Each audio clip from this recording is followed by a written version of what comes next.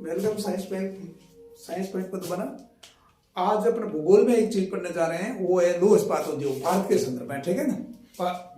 जो एग्जाम में क्वेश्चन आ रहे हैं उस दृष्टि से ही मैं आपको बताना चाह रहा हूँ।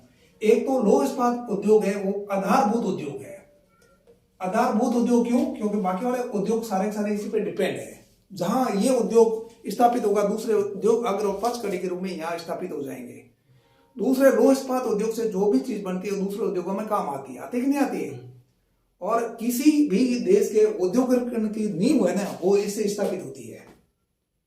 और कोई देश विकसित है कि नहीं है, ये देखने के लिए सबसे पहले देखते हैं भाई कि प्रति व्यक्ति है ना कितना लौह इस्पात का उत्पादन होता है। ठीक है, बात आई समझ में। एक इसी प्रकार से एक चीज और है, कंसंट्रेट H2SO4 भी देखा जाता है। कोई देश विकसित है कि नहीं है, उसको चेक करने के लिए देखते हैं कि प्रति व्यक्ति कंसंट्रेट H2SO4 का कितना उपयोग किया जाता है। ये रसायन का राजा कहते हैं, बहुत सारी केमिकल इंडस्ट्री में इसका यूज होता है। इसी प्रकार से ये आपका जो लौह इस्पात उद्योग है, इसको एक मानक के रूप में उपयोग में लिया जाता है। बात आई समझ में नहीं।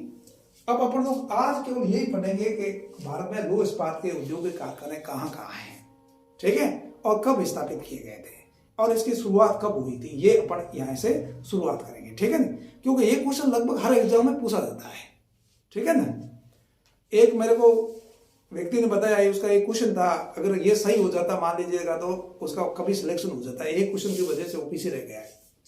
तो पहले भारत में जो प्रारंभ हुआ ना उद्योगों का, लौह इस्पात उद्योग का जो प्रारंभ हुआ वो आपका 1830 के आसपास। ठीक है, कहाँ? तमिलनाडु में एक जगह है। कौन सी जगह है?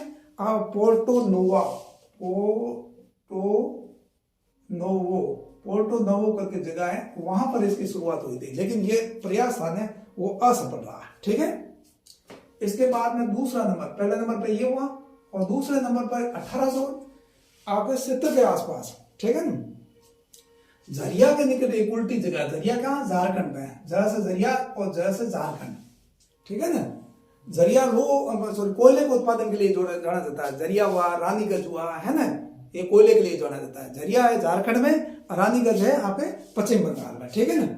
1870 में इसकी ये पश्चिम बंगाल जगह है। 1870 में कुल्टी में पहला ये लौह इस्पात कारखाना स्थापित किया गया। ठीक है, झरिया के निकट। यहाँ ढलवा लोहे का उत्पादन किया जाने लगा। ठीक है ना। आधुनिक जो आपका है ना लौह इस्पात की जो शुरुआत है ना आधुनिक, वो हुई 1907 में जमशेदजी टाटा के द्वारा। ठीक है। एक साकची जगह थी वहां, साकची, जिसको आप जमशेदपुर नगर कहते हैं आजकल। वहां जमशेदजी टाटा के द्वारा क्या गया, निजी क्षेत्र में ये कारखाना आपके स्थापित किया गया। ठीक है ना। और उन्होंने एक कंपनी स्थापित की थी, टिस्को क्या बोलते हैं? Tata iron steel and company, TISCO अभी भी है। टिस्को की उन्होंने स्थापना की। समझ के बात को नहीं। और 1918 में क्या हुआ? 1918 में एक बरनपुर जगह है पश्चिम बंगाल में, बरनपुर में ये कारखाना और स्थापित किया गया निजी क्षेत्र में। ठीक है, 1900 बरनपुर में। किसके द्वारा? इसको के द्वारा, इंडियन आयरन स्टील कंपनी। इसको, ये दोनों ही कंपनियां क्या थी? निजी क्षेत्र की थी। ठीक है, बात आई समझ में नहीं। दोनों क्या थी? निजी क्षेत्र की थी। ठीक है, बरनपुर और ये जो जमशेदपुर में स्थापित किया गया। समझ आएगी बात को नहीं। नंबर 4, भद्रावती। भद्रावती कहां पर जगह है? भद्रावती कहां है? भद्रावती कर्नाटक में है, भद्रा नदी के किनारे पर। कुछ नया नहीं, भद्रावती किस जगह पर स्थित है? भद्रावती भद्रा नदी के किनारे पर स्थित है। ठीक है, कहां? कर्नाटक में। ये 1923 में इसकी शुरुआत हुई थी। ये एग्जाम में क्वेश्चन पूछते हैं। पहला बड़ा चीज ये पता होना चाहिए कि कौन सी जगह कहां पे है। ये बहुत आता है क्वेश्चन इसका। ठीक है, 1923 में भद्रावती में विश्व स्तरीय आयरन एंड स्टील वर्क्स की स्थापना की गई। बात आई समझ में नहीं? 1923 में। नंबर 5 आपके क्या हुआ? इसके बाद में है ना आपके, जब देश आजाद हो गया और आपको मालूम है द्वितीय पंचवर्षीय योजना थी ना, उसमें प्रमुखता किसको दी गई? द्वितीय पंचवर्षीय योजना उद्योगों को। उद्योगों में भी भारी उद्योगों को द्वितीय पंचवर्षीय योजना महामोनोपोलीज सिद्धांत लागू किया गया, थोड़ी उसकी लागू की गई थी। उनका विचार था कि बड़े उद्योग स्थापित करेंगे तो अग्र और पक्ष कड़ियों के रूप में क्या हो जाएगा, छोटे मोटे उद्योग विकसित हो जाएंगे और उद्योग को त्वरण बढ़ेगा, औद्योगिकरण को गति मिलेगी। ठीक है, देश का विकास बहुत तेजी से होगा। ठीक है ना। तो द्वितीय जो पंचवर्षीय योजना थी उसमें यह शुरुआत की गई और 3 कारखाने आपके स्थापित किए गए। कौन सा? एक तो भिलाई स्थापित किया गया। भिलाई अभी कहाँ है? झारखंड में। उसे मैं मध्य प्रदेश में हुआ करता था। भिलाई क्यों स्थापित किया गया? क्षेत्रीय असंतुलन को दूर करने के लिए। उस क्षेत्र में कोई औद्योगिक केंद्र बड़ा था नहीं, छत्तीसगढ़ क्षेत्र में। इसलिए औद्योगिक असंतुलन को दूर करने के लिए द्वितीय पंचवर्षीय योजना में भिलाई आपको क्या स्थापित किया गया? लौह इस्पात का कारखाना। किसकी सहायता से? पूर्व यूएसएसआर की सहायता से, पूर्व सोवियत संघ था ना, उसकी सहायता से ये स्थापित किया गया। ठीक है ना। पर पढ़ेंगे अब इसको क्या सुविधा है क्या नहीं है, वो आगे पढ़ेंगे इसको। दूसरा जो कारखाना आपको स्थापित किया गया कौन सा? आपका दुर्गापुरा। दुर्गापुरा कहां पर है? पश्चिम बंगाल में, ब्रिटेन की सहायता से। ब्रिटिश लोग पहले कहां पर आए थे? बंगाल से उन्होंने साम्राज्य की शुरुआत की थी भाई। पहला है ना जो युद्ध वगैरह उन्होंने करके पहले बंगाल पे कब्जा किया, बाकी बाद में किया। तो ये आपके ब्रिटेन की सहयोग से दुर्गापुरा में वही उस व्यक्ति की कुछ गलत हुआ था। ठीक है ना, ये बात है समझ में नहीं। और तीसरा आपका राउर किला। राउर किला कहां पर है? ओडिशा में। पहले ओडिशा बोलते थे, अब ओडिशा लिखना शुरू कर दिया, इसका नाम चेंज कर दिया। ठीक है, राउर किला। ठीक है, राउर किला कहां पर है? ओडिशा में। ये द्वितीय पंचवर्षीय योजना में 3 कारखाने शुरू किए गए। बात आई समझ में? ठीक है, द्वितीय कारखाने कब शुरू किए गए? आपके भिलाई कब? 1955-56 में। ठीक है, और इसने उत्पादन करना शुरू कर दिया 1959 में। और ये दुर्गापुरा कब शुरू किया गया? 1956 में। और राउर किला 1959 में। ये 3 कारखाने अपने याद कर लेना है, किसके सहयोग से स्थापित किए गए हैं। ये द्वितीय पंचवर्षीय योजना। तृतीय पंचवर्षीय योजना है ना, उसमें एक ही कारखाना शुरू किया गया। कौन सा? बोकारो। और यूपीएससी क्वेश्चन पूछ चुके हैं कि बोकारो कहाँ स्थित है। तो बोकारो कहाँ है? झारखंड में स्थित है। बोकारो नदी भी है और बोकारो का क्षेत्र आपको कोयले के उत्पादन के लिए जाना जाता है। ठीक है ना। कल अपन इसका देखेंगे भाई, को कहाँ स्थापित करना चाहिए, क्यों स्थापित करना चाहिए, इसकी चर्चा अपन कल करेंगे। बात आई समझ में? नहीं तो ये आपकी योजना में शुरुआत किया गया। और इसके बाद में चौथी जो चतुर्थ पंचवर्षीय योजना है उसमें कहाँ का कारखाने स्थापित किए गए? एक तो विजयनगर। ठीक है, विजयनगर कहाँ है? कर्नाटक में। और सेलम कहाँ है? सेलम स्पेन इस्पात है, उसके लिए जाना जाता है, तमिलनाडु में। विजयनगर कहाँ है? विजयनगर आपके स्थित है आपके कहां पर? विजयनगर आपके कर्नाटक में। और तीसरा है विशाखापट्टनम। मैं पहले बता चुका हूं, विशाखापट्टनम का आंध्र प्रदेश में है। वहां कारखाना क्यों स्थापित किया गया?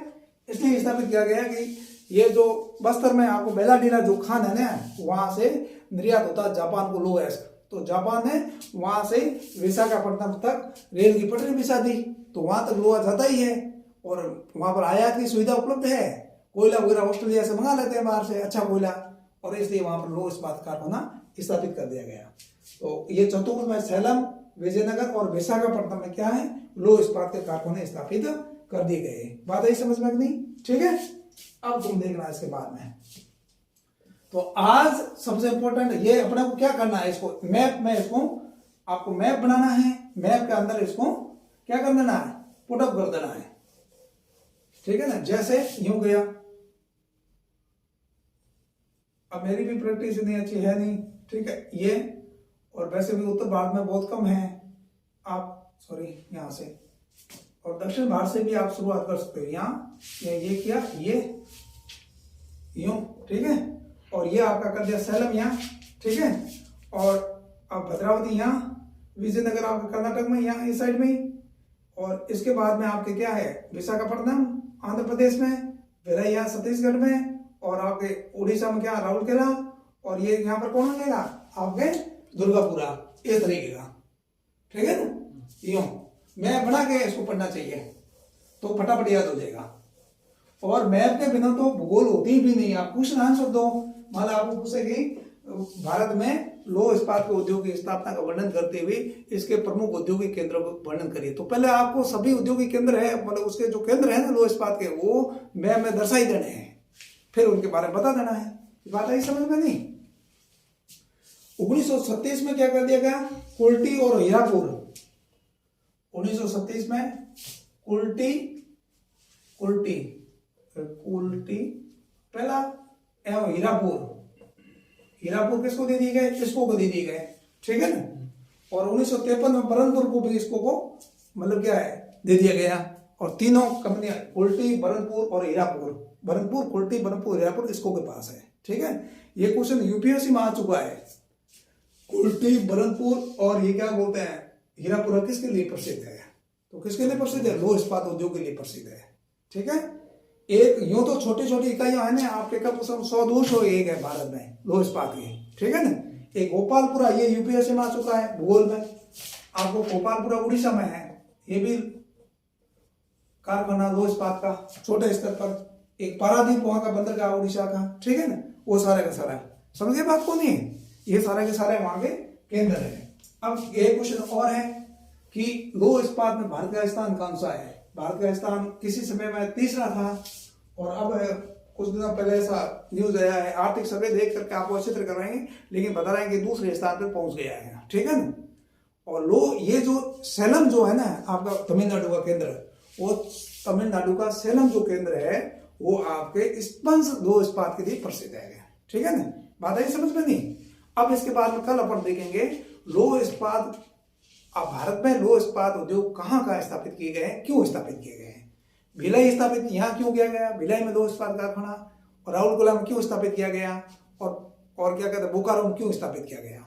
तो प्रमुख कारण कच्चा माल अपन पढ़े हैं, अवस्थिति को प्रभावित करने वाले कारक कौन कौन से, यातायात के साधन, संचार के साधन, कानून व्यवस्था और बाजार, ठीक है ना।